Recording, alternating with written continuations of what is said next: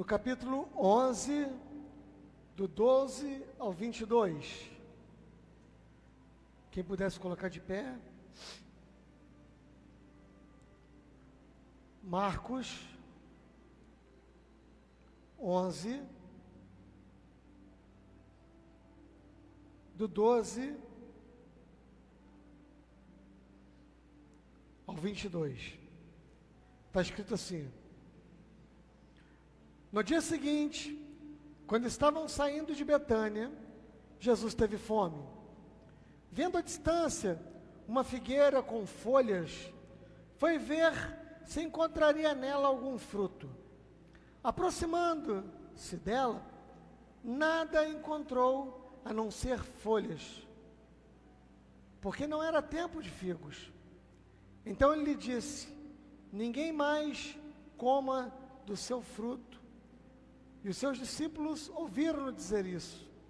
Chegando a Jerusalém, Jesus entrou no templo e ali começou a expulsar os que estavam comprando e vendendo, derrubou as mesas dos cambistas e as cadeiras dos que vendiam pombas, e não permitia que ninguém carregasse mercadorias pelo templo. E ele os ensinava dizendo: não está escrito, a minha casa será chamada casa de oração para todos os povos, mas vocês fizeram dela um covil de ladrões.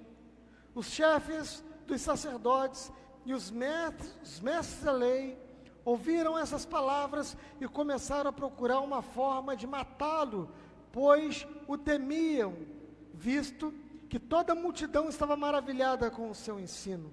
Ao cair da tarde, eles saíram da cidade. De manhã, ao passarem, viram a figueira seca desde as raízes. Pedro, lembrando-se, disse a Jesus: Mestre, vê a figueira que amaldiçoaste? Secou. Jesus respondeu: tenha fé em Deus. Então nós vamos para cá, irmãos, me abençoa.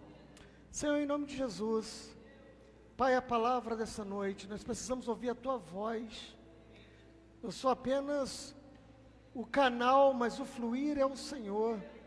Eu sou apenas o carteiro e o Senhor é o dono da carta. Então fala, Senhor, meu coração, fala comigo através de mim, fala aquilo que a Tua igreja, que Teu povo, através das redes sociais, precisam ouvir. Não somente aquilo que queremos ouvir, mas aquilo que estamos precisando ouvir. Em nome de Jesus, hoje e sempre. Amém e amém. Vamos aplaudir a palavra de Deus? Amém? Glória a Deus. Glória a Deus, aleluia. Glória a Jesus. Irmãos, essa é uma passagem bem conhecida e bastante pedagógica para nós, que traz muitos ensinamentos, e nós vamos extrair alguns aqui. Primeiro que Jesus, ele estava saindo de Betânia e caminhando.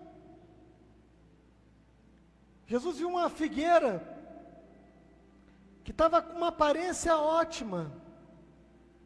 Aquela figueira estava carregada de folhas. Não era tempo, a Bíblia faz questão de dizer que não era tempo dela dar fruto, porém ela estava aparentando que estava dando fruto, porque senão Jesus não iria até lá. Quem sabe um fruto temporão, aquele fruto fora de época, mas Jesus foi até aquela figueira para procurar algo nela, já que estava aparentando, já que estava aparecendo.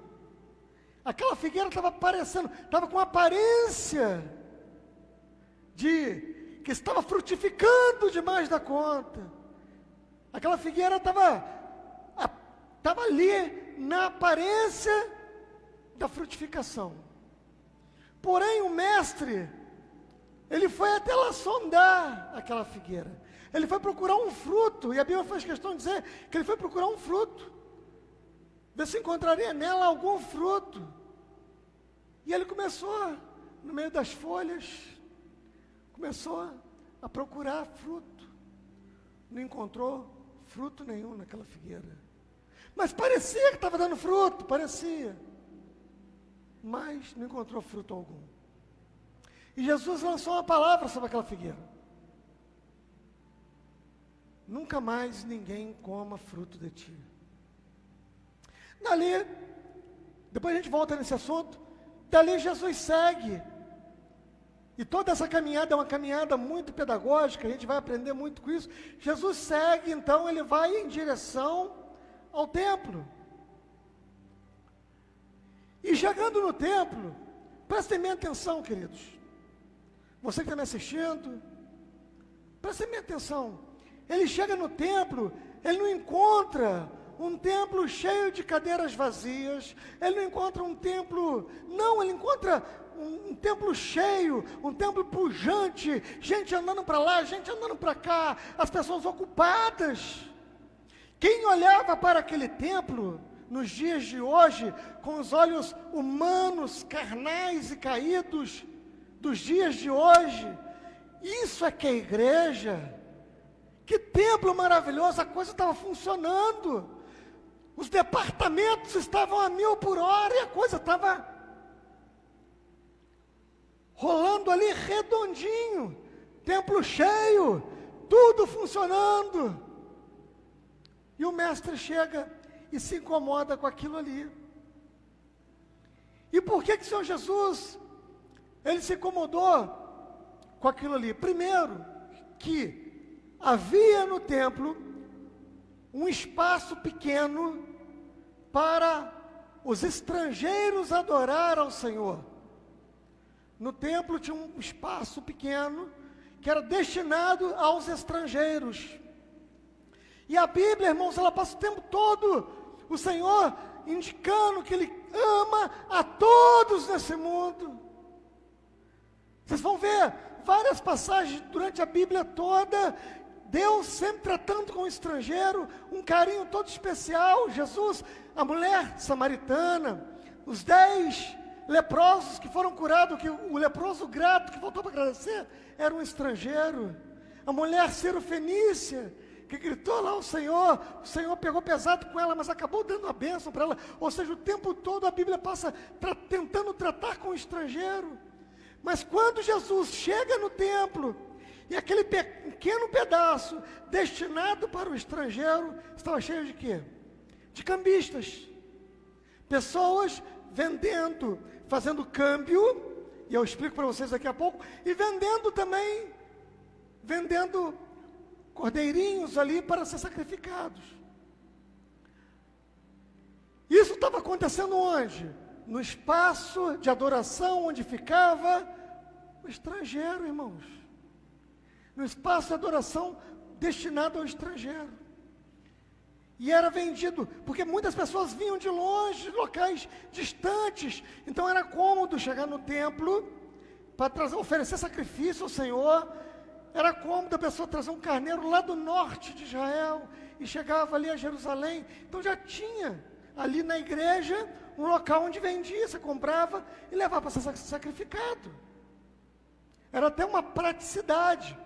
Só que alguns dedicados, estudiosos mais dedicados, dizem que o sacerdote pegava aqueles cordeiros e por muitas vezes não sacrificavam e mandava de volta. Tinha um certo arranjo ali de corrupção e o carneiro ele ia e voltava novamente para a mão do camarada que estava vendendo o carneiro novamente.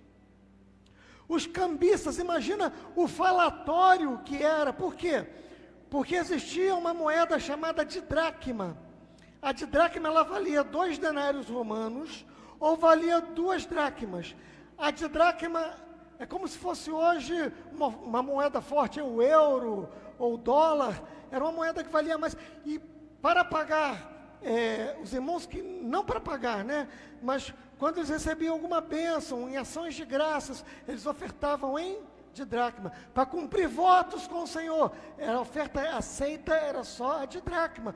Por isso que tinha cambista dentro do templo. Às vezes o camarada vinha com o bolso cheio de denário, mas não tinha a didracma, então ele trocava. 2 denários, uma de dracma. 2 dracmas, as dracmas gregas, 2 dracmas, valia uma de dracma. Então, eles trocavam, e tinha aquele movimento de câmbio ali, e aquele barulho intenso, irmãos. No verso de número 17, está assim, ó, Jesus falando: a minha casa será chamada casa de oração para o povo judeu? Não.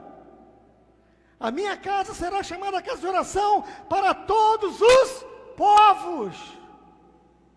A minha casa será chamada casa de oração para todos os povos. Por isso que Jesus ficou irado com aquilo, porque no espaço destinado ao estrangeiro, estavam vendendo ali os cordeiros, ali as ovelhas, estavam fazendo câmbio. E é por isso que lá em Atos, vocês vão ver que Filipe é levado de Samaria para o deserto para explicar para uma pessoa que estava acabando de sair de um culto, explicar um trecho do texto de Isaías, porque o eunuco etíope foi para o culto e não entendeu o que estava acontecendo lá, por causa da balbúrdia e da bagunça que existia dentro do templo. Mas era pujante, era lotado, mas havia ali uma grande bagunça, e o coitado do estrangeiro, a quem Jesus morreu posteriormente, aqui está antes da morte do Senhor Jesus, mas o estrangeiro que ia no templo para adorar, num espaço já pequeno e reduzido, ainda tinha que conviver com aquela barulheira. Jesus chegou, virou mesa e falou com a autoridade de um rei, e o povo ficou maravilhado. E ele falou: a minha casa será chamada casa de oração para todos os povos. Todos os povos. O templo, irmãos, ele tinha muito movimento, mas os líderes estavam longe do propósito de Deus. Era muita gente. A liderança estava longe, estava fora do propósito de Deus, desviados completamente. Nessa caminhada pedagógica que o Senhor Jesus faz, ele encontra desordem e corrupção no templo. A coisa desorganizada, uma bagunça. Ninguém entendia nada.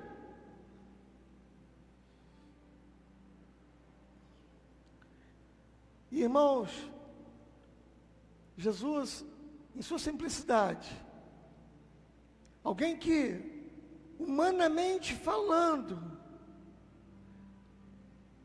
não tinha representatividade alguma, mas ele, quando ele ergue a sua voz ali dentro do templo, o temor se abateu. A ordem no culto, após a fala do Senhor Jesus, ele repreende a corrupção no templo, falou como um rei, em Mateus 21, do verso 12 ao 16, vocês vão ver que eles narram isso também, fala que ele falou com a autoridade de um rei, e por isso que os sacerdotes temeram. E após a passagem de Jesus pelo templo, a casa foi arrumada, pelo menos naquele momento ali, porque depois a gente vê o relato do eunuco etíope, e foi para o culto lá e não conseguiu entender o culto, mas naquele momento, a casa foi arrumada. Os milagres, você lê em Mateus, os milagres voltaram a acontecer novamente. Ali, por quê? Porque foi reorganizado novamente a coisa. E eu quero falar com os irmãos essa noite, um pouquinho, de nós, como templos do Senhor. Juntos aqui, na igreja nós somos corpo do Senhor. Mas separadamente nós somos templos de Deus. Como é que anda a organização do nosso templo interior? Será que o barulho das negociações estão falando mais alto do que o barulho da adoração? É só uma pergunta que eu faço. Para você, meu irmão, minha irmã, para você, meu amigo, minha amiga, meu irmão e minha irmã que está me assistindo agora. Como está o nosso templo? O templo chamado eu. Como está a organização desse templo? Como está o culto nesse templo? Como está a adoração ao Senhor no templo chamado eu? Jesus, quando ele chega para organizar. Jesus chegou ali, ele não chegou, irmãos, num local onde não se conhecia da lei de Deus, onde não se conhecia a palavra de Deus, não. Ele chegou num lugar onde tinha mestres das Escrituras Sagradas, mestres do Antigo Testamento. E a bagunça estava instaurada. Nós, como templo, como nós temos nos comportado? Os prazeres dessa vida têm sido mais importantes para nós do que o culto ao Senhor. O que tem tirado a nossa atenção, a nossa vontade de nos erguermos novamente como templos do Senhor, verdadeiramente, na adoração ao Senhor.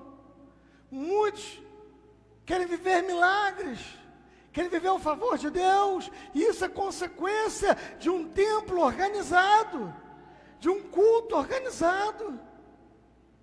E por muitas das vezes, a gente, às vezes, se enrola um pouco e não prestamos atenção. E quando vai ver, o templo chamado eu está todo bagunçado. Já virou ali, não é comércio, a gente começa a negociar. Ah, se der tempo de eu tomar um banho, eu vou no culto hoje. Eu vou na igreja hoje, me encontrar com meus irmãos. Eu começo a me tornar um cambista, um negociante. No templo chamado eu.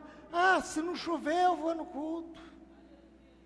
Ah, são tantas as desculpinhas esfarrapadas que o inimigo coloca em nossa frente, em nosso caminho, para que a gente tenha uma desculpa para estar longe desse ambiente de adoração, para não trazermos o templo chamado eu para o culto no corpo do Senhor, porque só é possível ser corpo de Cristo quando estamos juntos. É muita desculpinha, muita coisa, irmãos, e nós precisamos ter cuidado com isso. E eu quero te dizer nessa noite, na autoridade do Senhor, que o Senhor Jesus está aqui para colocar tudo que está fora do lugar em seu devido lugar, para reorganizar o culto novamente, em nome de Jesus. O que tiver fora vai ser colocado no lugar, se você assim quiser, se você assim permitir. Ah, não, eu prefiro o templo antigo. Eu prefiro o templo chamado eu antigo. Tem muito movimento, é muito correria para lá e para cá, é muito negócio. E a adoração suprimida, a adoração quase que esquecida. Que no nome de Jesus, nessa noite, o templo chamado eu, isso vale para todos nós, isso vale para você que está me assistindo, que nós possamos permitir que Jesus entre, que Jesus fale com autoridade de rei, que Jesus vire mesa e coloque tudo em seu devido lugar. Irmãos, nós precisamos do Senhor, mais do que tudo, nós precisamos do Senhor. Vou falar uma coisa para você, parece ser duro, mas não é. Deus conhece meu coração e sabe que eu estou falando com muito amor. Mas quando nós buscamos o Senhor, Ele vem, Ele nos fortalece. Mas se você nascer, viver uma vida toda e morrer, sem dar um glória a Deus, não vai alterar em nada a glória que Deus já tem. Então por que nós glorificamos? Para que nós possamos ser cheios dEle. para que possamos passar com tranquilidade os momentos de aflição, os momentos de luta, que são tantas na vida da gente.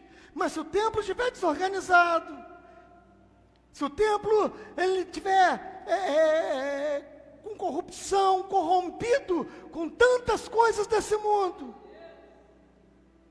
nós não vamos conseguir levar a adoração até o trono de Deus.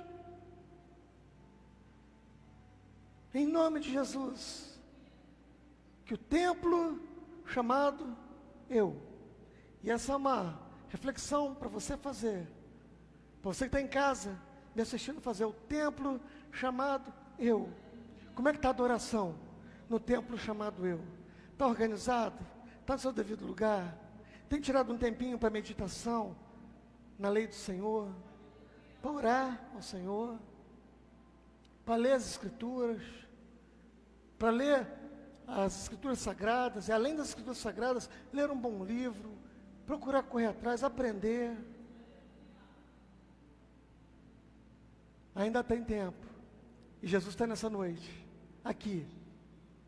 Ou neste momento, para você que está assistindo, de repente está assistindo num momento à tarde ou de manhã. O culto é domingo à noite aqui, mas de repente é num outro momento e Deus está falando com você. A palavra de Deus não perde a sua eficácia. Você possa organizar, reorganizar o templo que existe em você. Você é templo do Espírito Santo de Deus. Não se perca com as coisas desse mundo. As alegrias efêmeras e passageiras são rápidas, passa rápido. Mas a alegria em Cristo, ela continua. E essa alegria só Jesus pode dar para nós. Essa alegria só Jesus pode trazer para a gente. O couro está comendo. Só veio má notícia. Só veio notícia triste. Eu estou tranquilo, porque eu estou descansando no Senhor. Eu sei quem eu sou em Deus. Eu sei quem eu sou em Deus. Eu sei que eu sou um templo de Deus. Às vezes o culto fica até meio que bagunçadinho, mas eu procuro estar sempre organizando ele de novo, para deixar do jeito que Jesus deixou. Jesus deixou aquele templo organizado e cultuando da forma certa. Porque onde Jesus chega, ele chega para organizar, ele não chega para bagunçar. E ele organizou tudo. E naquele dia, creio eu, e nos alguns dias seguintes, posso conjecturar que os estrangeiros, eles puderam compreender o que estava acontecendo no culto no templo. Pelo menos por alguns instantes ou por alguns dias, eles puderam compreender. E Jesus deixou aquilo ali organizado. E aí Jesus sai novamente do templo e volta caminhando pelo mesmo caminho, e essa é uma caminhada pedagógica. Jesus volta e no caminho eles se deparam com a figueira que Jesus falou: nunca mais ninguém coma fruto de ti. A figueira estava seca desde as raízes. Isso traz um aprendizado para todos nós. A figueira secou e Pedro chama a atenção do Senhor Jesus e fala: Senhor, a figueira que o Senhor amaldiçoou está seca.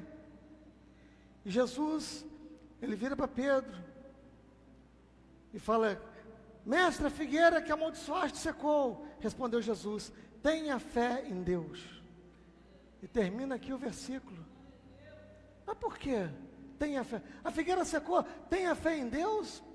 Encerra, como assim? Ou seja, Jesus queria dizer: olha, eu estou deixando algo para servir de exemplo para muitas e muitas e muitas gerações. Ei, nós precisamos ser. Parecer ser é uma coisa, mas nós precisamos ser de verdade. Darmos frutos, e não estou falando do fruto do Espírito, mas darmos frutos de verdade. Não adianta, temos uma folhagem bonita, está todo arrumado, tudo bonitinho, com a folhagem linda, maravilhosa, a aparência que está dando fruto, mas quando na verdade o Senhor vem, e Ele vem para procurar algum fruto, não acha nada. Isso serve como um alerta para nós. Que por muitas das vezes nós estamos parecendo algo. Nós estamos até com aparência de crente, nós estamos parecendo que estamos fazendo a obra de Deus direitinho, a gente tem cara de crente, a gente se veste como crente, mas quando Jesus vem e procura fruto, cadê? E uma hora, mais cedo ou mais tarde, nós seremos sondados pelo Senhor. Você vai procurar em cada um de nós. Cadê o fruto? Se tiver fruto, benção, irmãos. Louvado seja o nome do Senhor Jesus.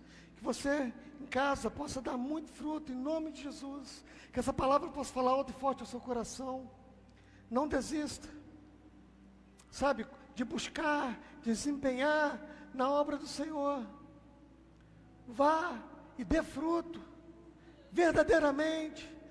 Deus não nos chamou, queridos, para sermos espectadores, para sermos aquelas pessoas que vão no culto como uma obrigação, senta, assiste o culto, como se fosse uma missa ou algo assim, e volta para casa sem um mínimo de compromisso com Deus. Deus quer comprometimento da nossa parte para com Ele, que possamos nos comprometer cada vez mais com o Senhor. Se aparentarmos algo, que seja algo de verdade, em nome de Jesus. Se parecermos com algo, mas que seja de verdade, que uma hora nós seremos sondados. O Senhor Jesus vai passar sondando. E não vai adiantar aparentar. Não vai adiantar eu ter aparência. Eu pareço pastor. Eu canto, eu até ministro, né, mais ou menos, mas ministro. E não adianta aparentar. Quando o Senhor Jesus vier, Ele vai vir nos sondar e vai procurar em nós o quê? O fruto, assim como Ele procurou naquela figueira. E o que nós teremos para apresentar para o Senhor? Em nome de Jesus, isso é um alerta que fica para todos nós.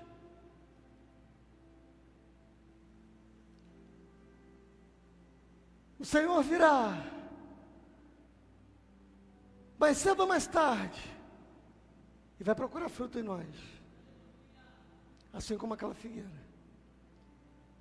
e que possamos continuar gerando frutos em nome de Jesus, que não sequemos como aquela figueira secou.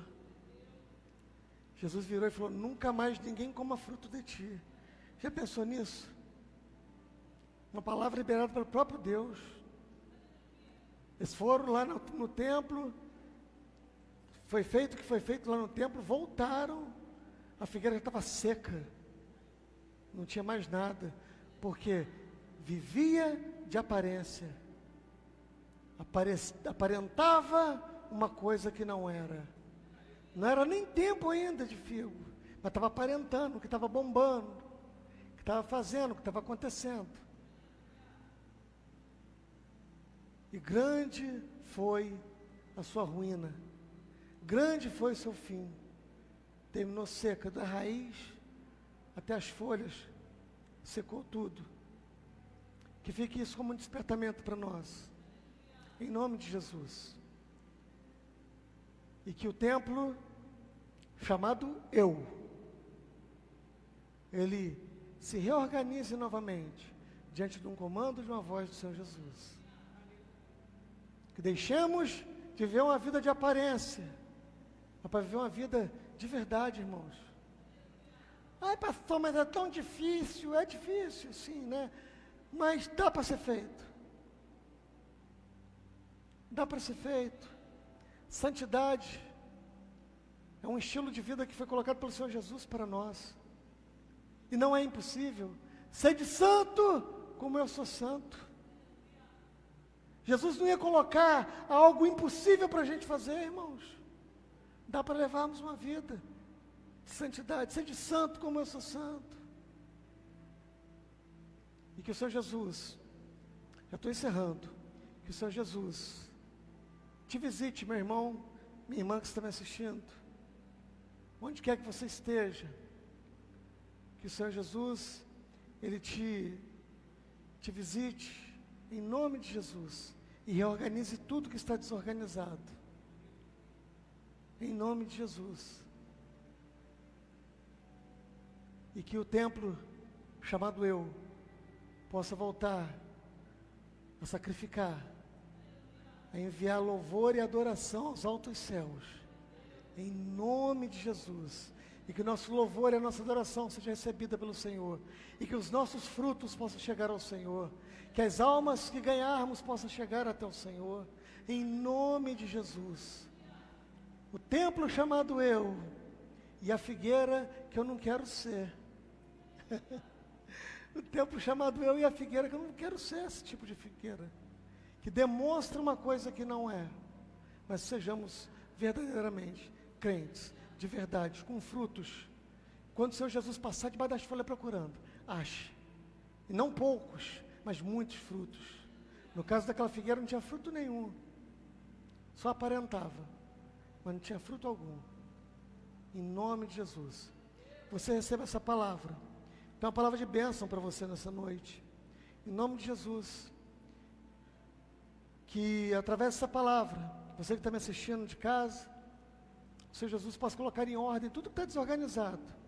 No templo, você. No templo chamado eu, que está aí me assistindo. Que Jesus possa colocar tudo em ordem. E restabelecer novamente o louvor, a adoração ao Senhor. Em nome de Jesus.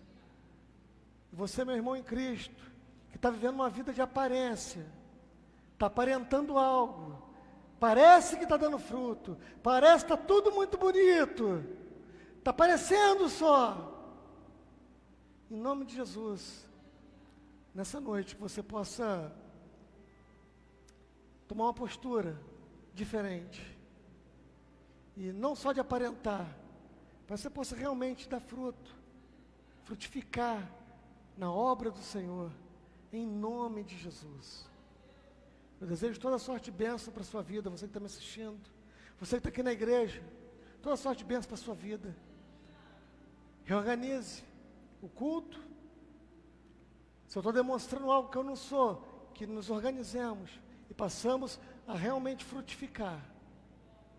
Ah, então tá, então eu já não frutifico mesmo, então vou derrubar as folhas para não aparentar também nada, e vou ficar seco mesmo aqui. Não, irmãos, não se contente com isso não.